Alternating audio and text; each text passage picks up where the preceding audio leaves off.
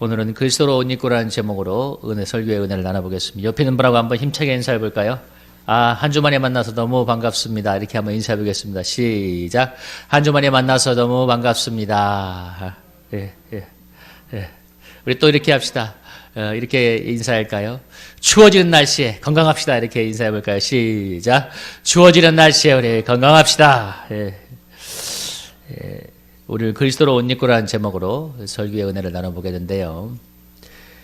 제가 살아오면서 공부가 가장 잘 된 때가 한 3번 있었던 것 같은데, 한 번은 고등학교 때, 그리고 또 한 번은 신대원 시험 칠 때, 한 번은 강도사 시험 칠 때였는데요. 시험을 준비하면서 그때는 공부가 얼마나 잘 되었는지, 정말 공부가 나를 사랑하는구나 하는 생각이 들 정도였습니다. 이유는 너무나 간단한 것이죠. 이제 시험에 합격해야 한다는, 시험을 친다는 그 긴장감과 부담감, 또 시험을 합격해야 된다는 그런 절박한 마음들이 나로 하여금 정말 긴장하게 만들고 깨어있게 만들었기 때문이지요. 물론 하나님의 은혜이기도 하지만 어떤 시험의 부담감과 긴장감이 나로 하여금 공부를 하게 만들었는데, 사실 시험 치기 며칠 전부터 정말 긴장하면서 밀도 있게 공부하는 것과, 그리고 그냥 평소 책을 펴놓고 하는 공부와는 질적으로 다르게 마련인데요. 우리 대학교 때 우리 도서관에 가보면 자리를 잡아놓고 그냥 자리만 잡아놓고 하루 종일 왔다 갔다 하는 학생들을 제가 보았는데, 전적 보니까 그 사람의 학생이 공부는 안 해요. 잡아놓고 그냥 그러니까 제가 보니까 그런 심리더라고요. 그러니까 그냥 나가서 놀자니 마음은 불안하고, 그러니까 도서관에다 자리는 잡아놓고 책은 펴놨지만 막상 공부는 하지 않는, 그냥 집중해서 공부는 하지 않고 자리만 펴놓고 있는 그런 심리였는데, 나름대로 이안을 삼고 있는 거지요. 자기가 자리를 잡고 있다는. 그러나 사실 공부를 하는 것은 아니고, 도서관에 자리를 잡고 책을 펴서 공부를 한다는 그런 이해한 심리로 앉아 있는 것인데요. 우리가 신앙생활도 잘못하면 이렇게 될 수 있는데, 우리가 신앙생활을 한다는, 우리가 예배를 드리고 있다는, 또 신앙생활을 한다는 이해를 삼을 것이 아니라, 어떻게 깨어서 기도하며 밀도 있게 신앙생활을 잘할 수 있을까에 대해서 오늘 한번 생각해 보겠습니다. 말이 필요 없지요. 오늘 제가 자그마한 저의 간증을 했던 것처럼 우리의 구원이 가까웠다는 긴장감이 있을 때 당연히 밀도 있는 신앙생활을 하지 않겠습니까? 오늘 세상 만사의 시작과 끝이 있을지 우리 인생에도 시작과 끝이 있기 마련인데요. 마지막에는 모든 사람이 하나님의 심판대에 서야 된다는 그 사실을 우리가 정말 피부로 느끼게 될 때, 그리고 긴장감 속에 깨어서 신앙생활을 하는 것이죠. 이것이 얼마나 중요한 일인지를 예수님은 누누이 강조하셨는데, 이 공간복음의 3분의 1이 이 내용이 전부 다 종말에 관한 비유인데, 그것이 예수님이 다시 오실 거라는 그런 내용이었고, 그리고 너희가 정신을 차리고 깨어있으라는 그런 내용이었습니다. 열처녀의 비유, 달란트 비유, 타국에 간 주인의 비유 등등 많은 종말에 관한 비유들이 있는데, 마태복음 24장에 보면 열처녀 비유가 나오는데, 그 유명한 비유에 보면 6명의 처녀들이 신랑이 오기를 주인이 오기를 기다리다가 잠이 드는 장면이 나오죠. 근데 5명의 처녀는 기름을 평소에 잘 준비해 놨기 때문에 어느 날 갑자기 신랑이 왔을 때 바로 불을 켜고 신랑을 맞을 수 있었지만, 5명의 처녀는 기름을 준비하지 않았기 때문에 허둥대다가 주인의 심판을 받게 되는 그런 내용이 나오고 있습니다. 이 비유가 강조하는 것 중에 하나는 무엇이냐면, 신앙생활이 평소에 잘 깨어서 준비해야 된다는 것입니다. 어느 날 갑자기 잘할 수 있는 것이 아니라, 평소에 열심히 공부한 사람이 시험이 그렇게 두렵지는 않죠. 물론 긴장감은 있지만 내가 열심히 공부한 결과를 평가한다는 그런 기대가 되는 것이 시험이기도 하지만, 그러나 공부를 게을리한 학생에게, 소홀히 한 학생에게 그야말로 시험은 심판의 날이죠. 평소 어떻게 공부했는지 결과로 다 드러나서 수치를 당하게 되기 때문에 그렇습니다. 우리가 신앙생활을 어떻게 했는지 그 결과를 하나님 앞에서 다 그날에 심판을 받게 되는 것인데요. 그것은 주님과 나만이 알아요.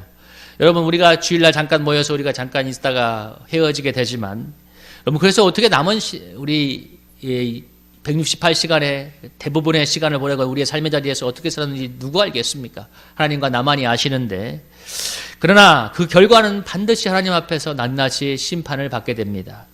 그래서 종합점수를 받게 되는데요. 하나님께서 우리 신앙의 낙제 점수를 받지 않도록 관리를 잘 하고 계시죠.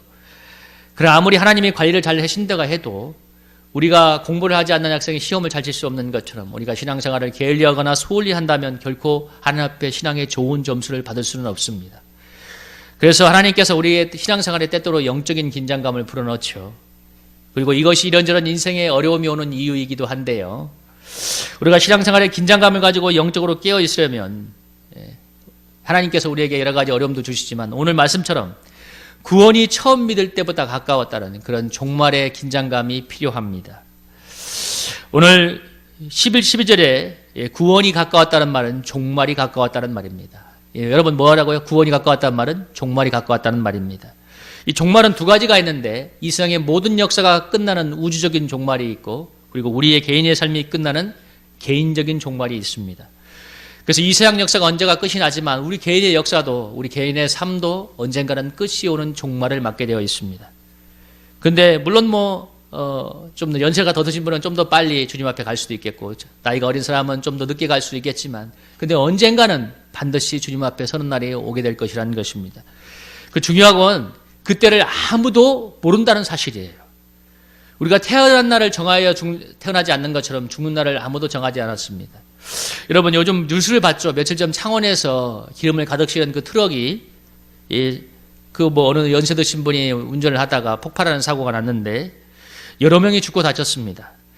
여러분 만약에 그 시간에 그 장소에서 그 사고가 일어날 거라고 사고를 당했던 사람들이 알았더라면 여러분 그 길로 절대 가지 않았겠죠. 만약에 그 사고가 날 것을 알았더라면. 그런데 불의의 사고가 날 것을 아무도 몰랐기 때문에 어떻게 생각하면 그것이 자기의 죽음의 길이었는데 불구하고 그 길을 가지 않습니까? 모르기 때문에 그런 거예요. 우리의 앞날을 하나님에는 아무도 모릅니다. 우리의 종말도 그러한 것인데요. 그래서 우리가 두렵고 떨림으로 우리가 언제 어떻게 될지 그럼 아무도 모르지 않습니까? 우리가 성경을 읽어보면 헷갈릴 때가 하나 있는데 성경의 어떤 부분은 믿음으로 구원을 말하고 있는데 어떤 부분은 분명히 읽어보면 하나님의 심판에 대해서 행위에 대한 심판에서 말을 하고 있습니다. 예를 들어 여러분 이 유명한 구절이 있죠. 마태복음 7장을 한번 읽어보세요. 여기 보면 주님께서 뭐라고 말씀하셨어요? 열매로 너희를 알 것이다. 아름다운 열매 맺지 않은 나무마다 찍혀 불에 던져질 것이다. 이거 분명한 심판에 대한 경고거든요. 너희들의 신앙의 행위가 그러하면 내가 원하는 열매를 맺지 않으면 심판할 것이다.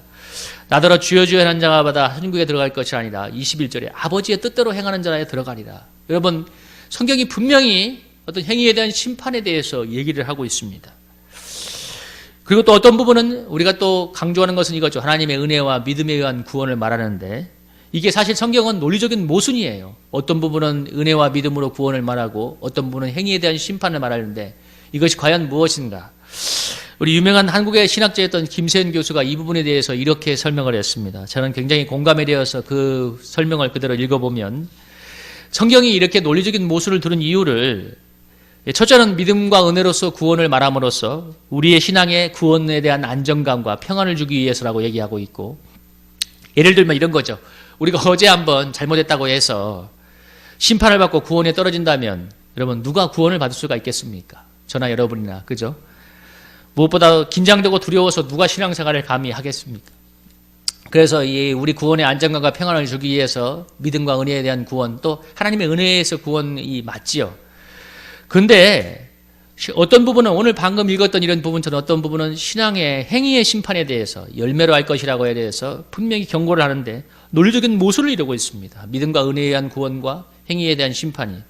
김세현 교수가 이것을 뭐라고 설명하자면 여기에서 논리적인 모순이 있는 이유, 행위에 대한 심판에 대한 강조를 하는 이유가 뭐냐면 우리 신앙생활에 긴장감을 가지고 깨어있도록 하기 위해서 성경이 그렇게 말하고 한다는데 이 두 가지가 논리적인 모순을 이루긴 하지만 성경은 이 두 가지를 다 말하고 있기 때문에 이 두 가지 논리적인 모순을 다 받아들여야 한다고 했습니다.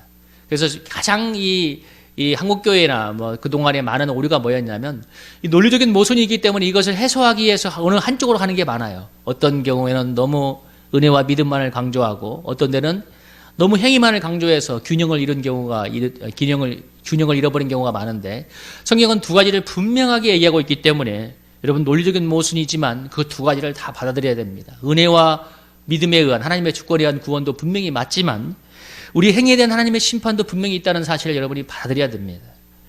그래서 우리가 이 균형 있는 신앙생활이 필요한데요. 그래서 믿음의 안정감도 필요하지만 두렵고 떨림으로 구원을 이룬 영적인 긴장감도 필요한 것입니다. 오늘 마태복음 12장 36절 37절에서 우리 주님께서 뭐라고 하냐면 너희가 무슨 말을 하든지 심판날에 이하다여 신문을 받으리니 내 말로 의롭다함을 받고 내 말로 정죄함을 받으리라. 그러니까 네가 말한 거에 대해서 하나님께서 심판을 하실 거라고 얘기하고 있습니다. 우리의 모든 말과 행위와 생각까지도 하나님께서 다 평가 목록에 올리신다는 얘기죠. 우리 주님이 심은 대로 거둘 것이라고 했는데, 그래서 우리 안에 선한 일을 시작하신 하나님의 구원의 역사가 주님께서 물론 하나님의 은혜 속에서 이루어 가시지만, 그러나 또 우리 편에서도 두렵고 떨림으로 구원을 이루어야 될 책임이 있는 것입니다. 그래서 신앙은 하나님의 절대적인 주권이라는 한 축이 있고 우리의 인격적인 믿음과 순종이라는 또 하나는 축이 있어 이 두 가지가 여러분 어울려서 이렇게 이루어져 가는 것입니다. 한쪽만 강조해서는 안 돼요. 하나님의 주권과 은혜도 있지만 우리의 분명한 순종과 믿음의 그 몸부림도 필요한 한 축이 있는 것입니다. 그래서 여러분 오늘 우리를 이 세상에서 영원한 구원으로 이끌기도 할 수 있으며 영원한 심판으로 이끌 수도 있는 우리 주님께서 이렇게 말씀하고 있습니다. 여러분 이 말씀 한번 같이 한번 읽어볼까요? 11, 12절 한번 같이 한번 힘차게 읽어보겠습니다. 시작. 또한 너희가 이 시기를 알거니와 자다가 깰 때가 벌써 되었으니 이는 이제 우리의 구원이 처음 믿을 때보다 가까웠습니다. 밤이 깊고 낮이 가까웠으니 그러므로 우리가 어둠의 일을 벗고 빛의 갑옷을 입자. 우리가 이 성경에서 강조하는 것이 뭐냐면 우리가 다가올 주님의 심판 앞에서 두렵고 떨림으로 어둠의 일을 벗고 빛의 갑옷을 입어야 한다고 말하고 있습니다. 여러분 어둠의 일은 방탕하고 술 취하고 음란하고 13절과 같이 호색하고 다투거나 시기하는 것 같은 그런 일들이지만 좀 더 포괄적인 의미에서는 14절에서 보면 정욕을 위하여 육신의 일을 도모하는 것인데요. 여러분 한번 생각해 보겠습니다. 우리 이 정욕을 위하여 육신의 일을 도모하는 것은 포괄적인 의미에서 하나님 나라와 상관없는 이 세상이라는 것이 우리가 대부분의 삶을 살아가는 한번 생각해 볼게요. 돈을 버는 것이 육신의 일입니까? 한번 질문해 볼게요. 직장 생활하면서 직장에 나가서 열심히 일해서 그래야 또 우리 가족들을 먹여 살리고 또 우리가 살아가지 않습니까? 그것이 과연 육신의 일일까요? 단순히 먹고 살고 돈을 벌기 위해서 또 평안한 삶을 유지하기 위해서 만약에 직장에서 일을 한다면 그것은 분명히 육신의 일이 됩니다. 만약 그런 목적이라면. 왜냐하면 신앙이 없는 세상 사람들도 다 그렇게 살고 있기 때문에 그렇죠.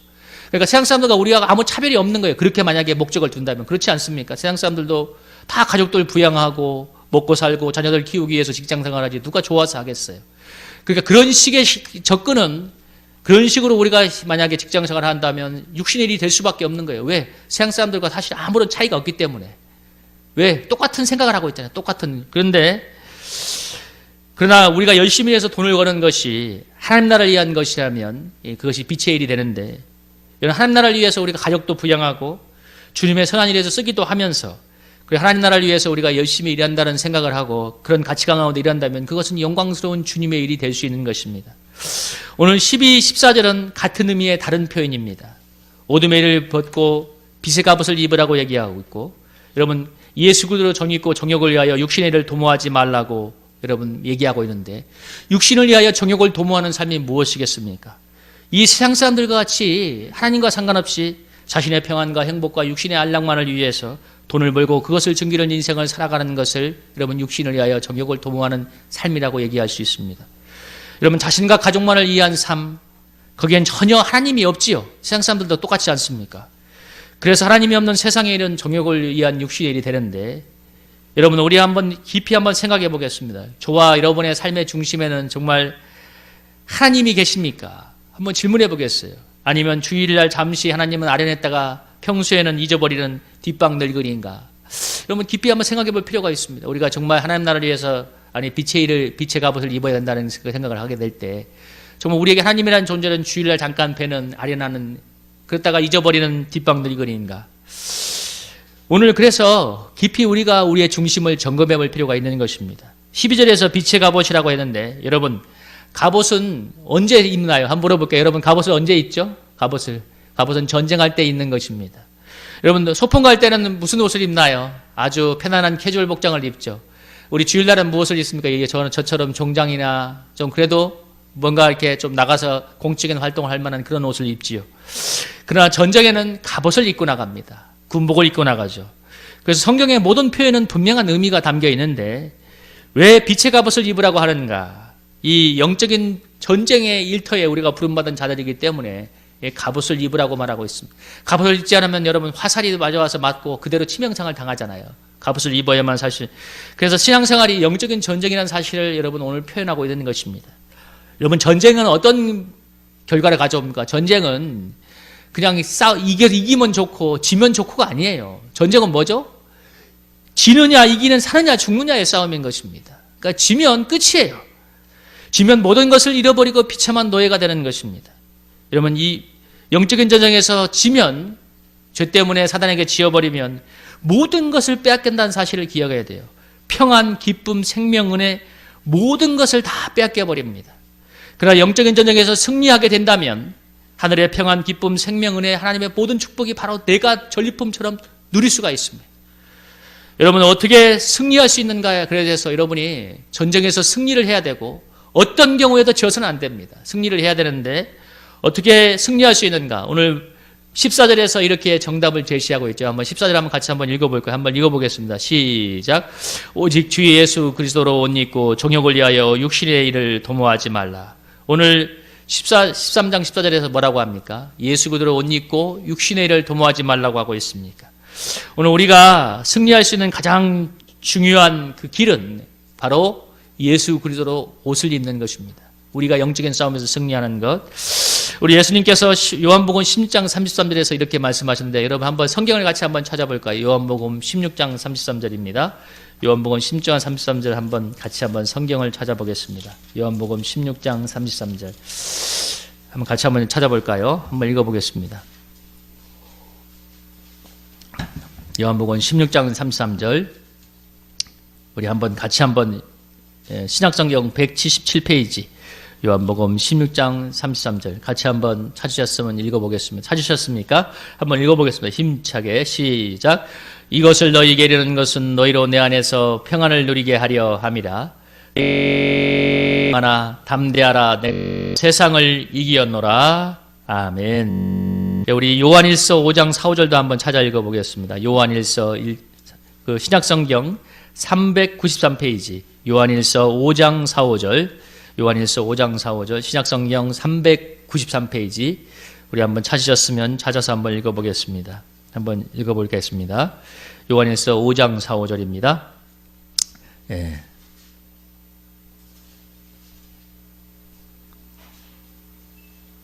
요한일서 5장 4, 5절 우리 한번 읽어보겠습니다. 찾으셨으면 한번 읽어볼까요? 시작. 무릇 하나님께로부터 난 자마다 세상을 이기느니라. 세상을 이기는 승리는 이것이니 우리의 믿음이니라. 예수께서 하나님의 아들이심을 믿는 자가 아니면 세상을 이기는 자가 누구냐? 아멘. 오늘 예수님께서 내가 세상을 이기었기 때문에 평안을 내가 너에게 준다고 얘기하고 계시고 그리고 예수님을 믿는 믿음 안에서 세상을 이길 수 있다고 분명히 약속하고 있습니다. 여러분 한 가지만 예를 한번 들어볼게요. 여러분의 우리가 이 험한 세상을 살아가다 보면 마음속에 있는 불안과 두려움을 어떻게 이겨낼 수 있습니까? 세상 사람들은 어떻게 이겨내죠? 불안과 두려움을. 세상 사람들이 이겨내는 방법은 간단해요. 열심히 돈 벌고 보험을 들어놓아서 여러분 이겨내라고 하죠. 그런 논리적인 접근을 통해서. 여러분 그런다고 이겨집니까? 아까 사고 얘기를 말했는데 그 사람들 보험 많이 들었을 거예요. 많은 분들이. 그러나 보험이 사고를 지켜주진 못하죠. 그러나 우리는 돈이 없을지라도 보험에 들지 않았을지라도 우리를 위해 독생자도 내어주신 하나님의 사랑을 믿음으로 굳게 붙잡는다면 그 하나님의 사랑이 우리 마음에 채워진다면 여러분 두려움을 넉넉히 이겨낼 줄로 믿습니다. 참 이것이 중요한 축복인데요. 험하고 힘든 세상을 살다 보면 여러분 마음의 기쁨이 사라지지 않습니까? 세상 사람들은 술을 마시고 노래방에서 목이 터져라 노래를 부르지만 우리 그리스도인들은 성령 안에 있는 하나님의 기쁨을 굳게 붙잡으면 여러분 험하고 힘든 세상이지만 어려움 속에 있지만 기뻐할 수가 있습니다. 그 유명한 데살로니가전서 5장 18절에 뭐라고 하나요? 항상 기뻐하라. 쉬지 말고 기도하라. 범사에 감사하라. 여러분 그 말씀에 순종해서 성령 안에서 기도하면 여러분 범사에 감사하며 성령 안에서 기뻐할 수가 있는 것입니다. 그래서 우리가 날마다 그리스도로 옷을 입어야 되는데 여러분 우리가 하루를 삶을 출발하면 무엇부터 하나요? 여러분 저나 여러분이나 하루의 삶을 출발하면 가장 먼저 하는 것이 무엇이죠? 아침에 일어나면 가장 먼저 하는 일이 세수를 하고 옷을 입는 것입니다. 저도 새벽 기도를 인도하러 올 때도 여러분 새벽 일찍 일어나지만 꼭 머리를 감고 양치를 하고 그 다음에 이제 옷을 입은 뒤에 새벽 기도회를 인도합니다. 왜냐하면 옷을 입어야만 하루를 출발할 수 있는 거예요. 여러분 우리가 잠옷으로 나오는 사람 아무도 없잖아요. 그죠? 추리닝이 입고 세상에 나가는 사람 아무도 없지 않습니까? 옷을 입어야만 일을 할 수 있는 것처럼 우리가 마찬가지로 날마다 그리스도로 옷 입을 입어야만 영적인 일들을 할 수 있고 영적인 싸움에서 승리해낼 수가 있습니다. 그래서 우리 사랑하는 성도님들, 어떤 일이 있어도 날마다 그리스도로 옷 입기를 축복합니다. 첫째는 여러분 기도하고 말씀 보며, 어떤 일이 있어도 여러분 바빠도 기도하고 말씀을 붙들면서 여러분 그리스도로 옷 입기를 바랍니다. 여러분, 우리가 밥을 먹고 잠을 자는 것처럼 영적인 생명은 어떤 일이 있어도 말씀을 먹고 영혼의 호흡인 기도를 하게 되어 있습니다. 우리가 기도하지 않고 말씀을 보지 않고 그리스도로 옷 입지 않는데 신앙생활의 승리를 기대하는 것은 어리석은 것입니다. 그럴 수는 없어요. 여러분, 그런 법은 없어요, 세상에. 내가 그리스도로 옷 입지 않은데 주님이 나라에게 구원을 주실 거야, 승리를 주실 거야. 그건 주님을 시험하는 것입니다. 그리스도로 옷 입지 않는데 어떻게 세상과 싸워 이길 수 있겠습니까? 사단은 예수님 외에는 굴복하지 않아요. 우리에게 굴복하지 않아요. 우리의 약점을 너무나 잘 알고 있어요. 그러나 날마다 기도하고 말씀을 붙들면서 그리스도로 옷 입을 때 여러분, 우리는 능히 승리하게 될 줄로 믿습니다. 사랑하는 성도님들, 마음의 근심과 염려, 눌림, 그것을 인간적인 방법으로는 절대 해결할 수 없어요. 그러나 우리를 위하여 독생자도 내오신 하나님의 사랑과 그 놀라운 은혜가 우리 마음을 채우게 되면 여러분, 그 두려움과 근심 해결할 수 있는 것입니다. 여러분, 그리스도로 우리 마음을 채우면 이 세상의 것들이 물러나고 여러분 승리하게 될 줄로 믿습니다. 우리 사랑하는 성도님들이 그래서 날마다 그리스도로 옷을 입어야 됩니다. 승리하면 세상이 결코 뺏지 못하는 기쁨과 능력과 생명과 하나님의 축복을 덧입을 수 있지만, 그래서 다른 사람도 구원으로 이끌 수 있게 되는 그런 구원의 삶을 살아가지만 반대의 결과는 비참한 패배와 해함만이 남는 것입니다. 오늘 이 한 말씀을 마음에 새기고 여러분이 돌아가기를 원하는데요. 하나님, 오늘 우리가 날마다 그리스도를 마음에 채움으로 그리스도로 옷 입음으로 말미암아 영적인 싸움에서 승리하고, 그래서 나를 구원하고 우리 가족을 구원하며 나를 만나는 모든 사람을 구원으로 이끄는 주님의 구원의 축복의 사람이 되게 하옵소서. 여러분, 그런 한 가지를 마음에 새기면서 우리 한번 말씀을 맺도록 하겠습니다. 우리 사랑하는 성도님들, 날마다 예수님으로 옷 입어서 여러분 믿음의 싸움에서 승리하는 저와 여러분이 될 수 있기를 주의 이름으로 축복합니다. 우리 말씀을 한번 적용하며 기도하기 원합니다. 이렇게 한번 기도할까요? 날마다 예수를 있게 하옵소서. 말씀과 기도로 성령으로 무장하고, 그래서 정말 이상의 것을 이기며 믿음으로 승리하는 우리의 삶이 되게 해달라고 우리 주여 일창하며 한번 간절하게 기도하도록 하겠습니다.